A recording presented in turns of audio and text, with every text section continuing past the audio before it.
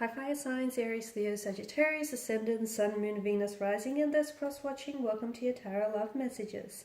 Today we're going to take a look at and see what are their intentions towards you. Okay, so this is for those of you that are romantically involved with someone. It doesn't necessarily make a difference if you're in a relationship with this person, or even if you guys are just like in some sort of casual arrangement, or if you're just loosely involved with one another. So as long as you do have a person in mind as I do this reading, it shall apply. It is going to be a general reading here, guys, so please just keep that in mind. If you are after a personal reading with myself, feel free to reach out and inquire. I will list my email just below the video here. So with all of that being said, let's go ahead and get stuck into your reading. So what are your person's intentions for you?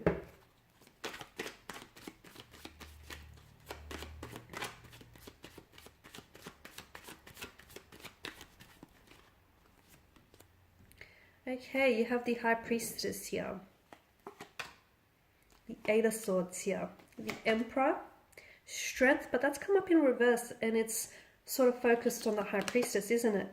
You have the Two of Cups here and the Seven of Swords. Okay, we've got some interesting cards here. Now, to begin with the High Priestess, she's definitely urging for you to trust your intuition, okay? So even if you're in a relationship, but if you have any doubts, hesitations or reservations around this relationship, then it's important for you to listen to those intuitive nudges that you get, because they're not just there to entertain you, they're there to guide you, and they're trying to communicate something to you. So for instance, if you feel like you can't trust your partner, or you can't trust what they say, or if you feel like something doesn't add up, maybe it's because a truth is being left out of the equation. So first and foremost, you need to really listen to your intuition when it comes to what is it that they intend for you and for this connection, and what are their motivations. So if you feel like you're only involved with someone because,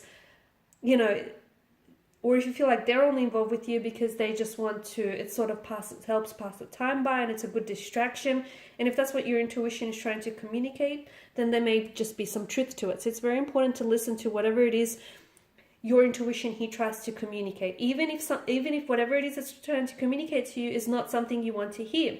Now, on the flip side of the coin, if you feel really good about this connection, if you trust what you feel, and if you trust that your person's intentions are pure, and their motivations for this connection are pure, then listen to your intuition as well. Tap in and chew in, because again, your intuition is trying to confirm to you that, yes, this is a good thing, and yes, this is something that you should, commit to. So whatever your intuition is saying, and, you don't all have the same intuition, you clearly are not all the same person, and you don't all deal with the same situation. So whatever your intuition is telling you, it's probably right. Now, the Eight of Swords here, there's definitely a stuckness. I don't know that this person, for some of you, you are involved in a friendship, and you're seeing this person is a friend, but you want them to become something more, right? You see them romantically here, but I feel like there's someone here that holds back. Maybe they don't necessarily see what you see, okay? Maybe they're scared to move forward romantically, and this is especially for those of you that are involved in a friendship and you want to turn things romantically, okay? You want for romance to blossom within that friendship. I feel like your person is scared to move forward. They are scared to jeopardize the relationship, the friendship here. So if you do go romantic with them, they're scared if things won't work out. It's not that they're preempting the worst. They're just being realistic about it. What if it doesn't work out? What will that do to your relationship? Will it jeopardize your relationship? Will that mean things become really uncomfortable to the point where the two of you just fade out and no longer speak to each other? Basically, I feel like they do value you and they don't want to lose you as a friend. So especially for those of you that are, once again, in the situation where you're, friends, but you want to be a little bit more than that. So your person is definitely scared of moving forward here in that manner, purely because I feel like there's a lot of insecurities, fears, and anxieties that hold them captive, okay, that prevent them from moving forward. There's also that insecurity or anxiety over losing you as a friend, or jeopardizing that friendship. And they're also not sure how the two of you would pair romantically here. Definitely a stagnated sense of energy. Maybe a person does have emotionally insecure. They're emotionally insecure, so insecurity issues. Because I feel like you're not necessarily like to me, it feels like the growth of this connection is stunted. It's stagnated. It's not moving. And that's because your person's energy is very blocked and it's very reserved and it's very stagnated. But I'm also seeing that there is, because of the blindfolds here, are you not seeing the situation for what it is, or are they not seeing all the potential that this connection has? So someone within this connection, be it you or them, is not seeing something, okay? They're not seeing something. Maybe you're not seeing the red flags. Maybe this person is not seeing the potential. Maybe this person is not seeing something that may be right in front of them, okay? But I definitely feel like someone here is, they're shackled, okay? They're scared to move the relationship forward, or they're scared to enter into a relationship, or they're scared to turn things romantic here because their insecurities, their anxieties, their fears, their low self-worth here is what's keeping them shackled. It's what's keeping them stagnated. And ultimately, because the Eight of Swords governs mental energy, it has a lot to do with the way that they think and the way that they perceive and the narrative that they tell themselves here. I also pick up a very stubborn energy around your person, like they're not very fluid, they're not very adaptable, so not very malleable. So in a sense, you know, if they make their mind up about something, they're quite headstrong, and as a result, it's not very easy to influence or change their opinion here. Strength reverse, I pick up like a weakness within the energy, or like a low confidence in adequacies, a lot of self-doubt, insecurities. That's what I'm picking up in your person's energy. And I feel like those are the very things that prevent this person from being in a relationship, okay, or entering into a relationship, or pursuing things with you romantically. There's a lot of insecurities within their energy here, a lot of self-doubt here. This person doubts themselves too much, too much. Could also mean that, I don't know, that is there...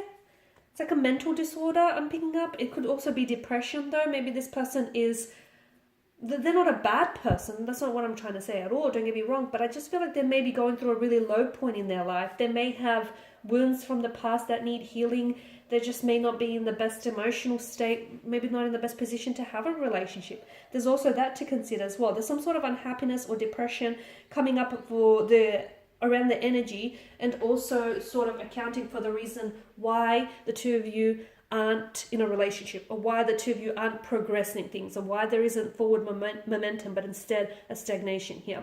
Maybe the two of you are better off as friends. Maybe it's better for you to build this connection, like to stay friends and then slowly build on that and see where it takes you. Because I do get really low self-doubt here with the energy. Now, the Seven of Cups, not the Seven of Cups, the Seven of Swords here also. This is like, there's something going on here.